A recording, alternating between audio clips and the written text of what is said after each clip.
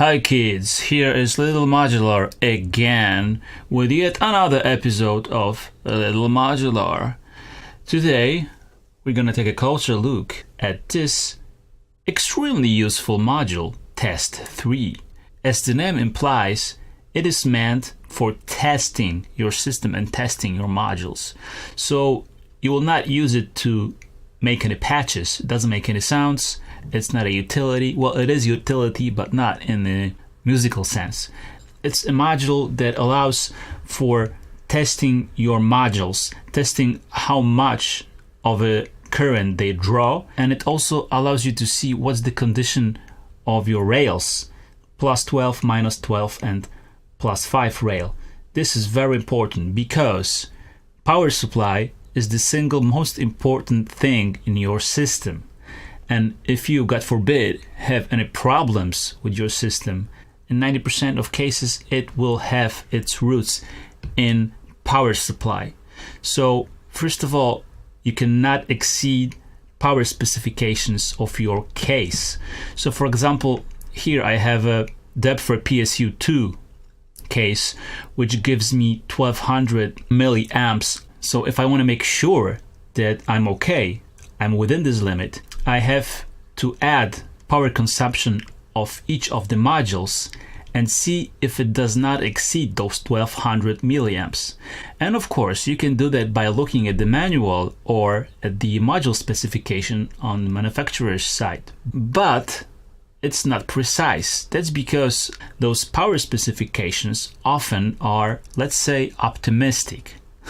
And the power consumption varies, especially when you have to do with a digital module.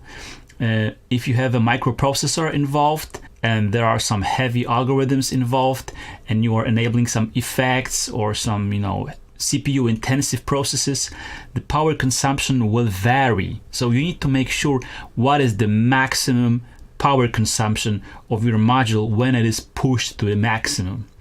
And you won't be knowing this until you really measure it by yourself. And of course you can do it with the multimeter, but it's not elegant. You have this, cable spaghetti, not an elegant solution. How does it work? As you can see, there is a power socket, just like you have it on your bus board. So you can plug in your modules in, and you have a display which shows you all the values, volts, milliamperes. And you can choose which rail you want to test, and you can choose what you want to test, volts or milliamps or the peak value. So let me present you what I have here. I have this really nice jellyfish digital delay right here. What I'm going to do now, I'm going to test it. So of course you need to make sure that you are going to plug it the right way, so it's a red stripe down. Okay, let's plug it in. And the first thing you need to do right now is to press and hold this mode button right here. It says hold to reset peak. That's what it does. That's because whenever you plug in a module, it may cause a power peak. So it's not a peak that is actually generated by a module working itself. It's just by plugging it in. So you need to press it and hold it until it flashes and release it. Now here we choose the mode. We want to test milliamps, like so. And you can see that the values right here are varying. That's normal. Most of the modules will vary, especially if you, as I said, if you apply some different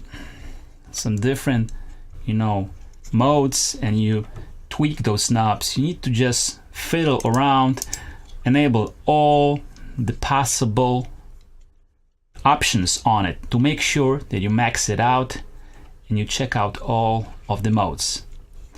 After you fiddle with it, you press shortly the reset peak again, and it will show you the maximum current draw for this module. This is 87 milliamps in my case. So I can be sure that this module draws 87 milliamps. We know what is the maximum draw on the plus 12 rail. Let's see what is the maximum draw on the minus 12. This is 31 or 37, 31. And then let's see what is the maximum draw on the +5. It's 0. That's quite normal because most of your modules will not use +5 rail. Some of the systems are not even providing the +5 rail. So if it's not displaying anything, if it's 0 here, that's perfectly normal.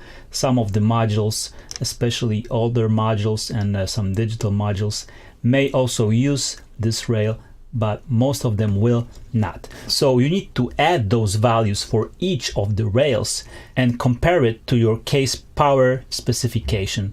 Now, if I measure all of the modules in my case the same way, and I add those values, and it's below 1200 milliamps, it means that I'm safe. And actually, it's better to have this at least 10% margin. So in my case, it will be perfect if all of the modules would not exceed 1100 milliamps. Okay, that's how you do it with the module. But you could also test your power rails. That is also a really important thing. If you exceed the specification on your power rail, it will start to drop the voltage on it. And if you overload it severely, it will just shut it down because it has some overload protection on the rails. And if, for example, one of the rails goes off like -12 or +12 volts, it may actually damage some of the modules, and we certainly don't want that to happen.